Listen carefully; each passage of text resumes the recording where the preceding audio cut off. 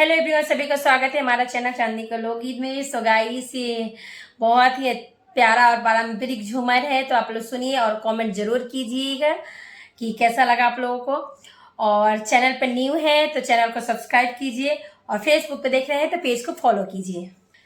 तनी बोलाई राजा जी तोहरा बुलिया में मिठाई बा, बोलाई राजा जी तोहरा बुलिया में मिठाई बा, बोलाई राजा जी। जींस पैंट पहनले बाड़ो, जींस पैंट पहनले बाड़ो, बदन कसाइल बा, बोलाई राजा जी तोहरा बुलिया में मिठाई बा, बोलाई राजा जी।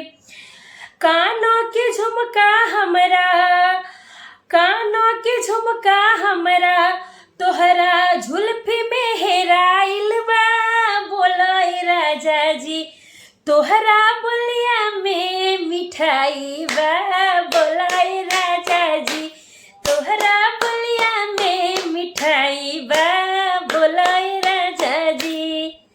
Thank you guys, keep supporting.